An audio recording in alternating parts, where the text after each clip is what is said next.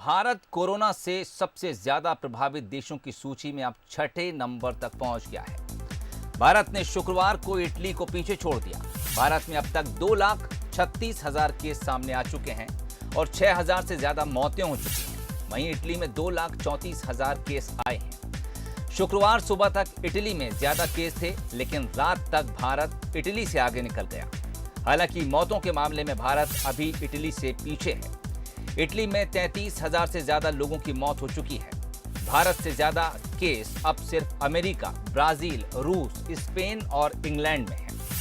दुनिया में कोरोना के कुल मरीजों की संख्या 67,74,000 को पार कर चुकी है और अब तक कुल 3,95,611 मौतें कोविड-19 से हो चुकी हैं।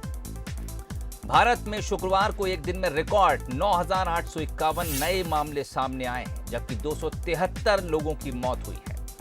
विशेषज्ञों का मानना है कि भारत में अभी हालात और बिगड़ सकते हैं। कुछ मेडिकल क्षेत्र के माहिर लोग भारत में कोरोना का पीक जुलाई में आने की बात कह रहे हैं।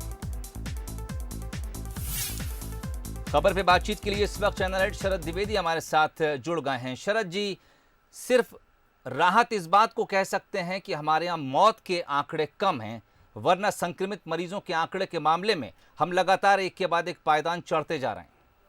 बिल्कुल सोहेल, स्थिति काफी चुनौतीपूर्ण दिख रही है और जैसा एक्सपर्ट्स बता रहे थे कि जुलाई तक, जून के लास्ट में और जुलाई के आरंभ में कोरोना का एक विस्फोट भारत में संभावित होगा, तो उसके संकेत दिखने लगे हैं। दिल्ली में बीते 3 दिनों में 1 से 3 जून के बीच में 44 लोगों की मृत्यु हुई है। ये बड़ा आंकड़ा है और सिर्फ 3 जून को ही 25 लोगों की डेथ दिल्ली में हुई है।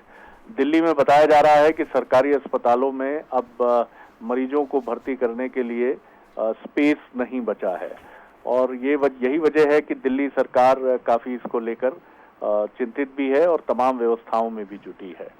और जिस तरह का एक मौसम, ह्यूमिड एक एटमॉस्फेयर होता है, वो भारत में आमतौर पर मानसून के समय बनता है, जो कोरोना वायरस के स्प्रेड के लिए काफी अनुकूल माना जाता है। और वो स्थितियां हम देख रहे हैं कि वो बननी शुरू हो गई हैं और निश्चित तौर पर भारत का छठे स्थान पर आना एक ऐसा आंकड़ा है जो हम सबको चिंतित करता है। और जल्दी ही माना जा रहा है कि हफ्ते 10 दिन के भीतर हम ब्रिटेन और स्पेन को भी पीछे छोड़ सकते हैं और अमेरिका, ब्राजील और रूस के बाद चौथे नंबर पर दुनिया में कोरोना संक्रमितों की संख्या के मामले में भारत हो सकता है। चूंकि हमारे यहाँ डायबिटीज के पेशेंट्स की संख्या काफी अधिक है और हमने ये देखा है कि इन मरीजों पर कोरोना का असर, उसकी आशंका काफी बताई गई है। और जिस तरह के फिगर्स हमको मिले हैं तो उसमें अस्थमैटिक, एलर्जिक, स्नोफीलिया और डायबिटिक पेशेंट्स जो हैं उन पर कोरोना का काफी इम्पैक्ट देखा गया है। तो ये कुल मिलाकर स्थितियां चुनौतीपूर्ण जरूर हैं, लेकिन हम उम्मीद करते हैं क्योंकि अनलॉक 1 की तरफ भी अब भारत बढ़ चुका है, तो अब मूल रूप से जिम्मेदारी उस व्यक्ति की ही ज्यादा है कि वो उन तौर तरीकों को पूरी तरह से पालन करे। क्योंकि अब हम देख रहे हैं हमारे बाजार खुल रहे हैं तो भीड़ शुरू हो गई है और फिर जब वही जो भारत में चुनौती भी रहती है कि लोगों का ध्यान उन सुरक्षा इंतजामों की तरफ नहीं हो जाता जो उनको खुद ही करने हैं। अब सरकार की भूमिका इसमें पीछे हटेगी क्योंकि सरकार को जितना करना था वो मैक्सिमम लॉकडाउन करके हम कर चुके हैं।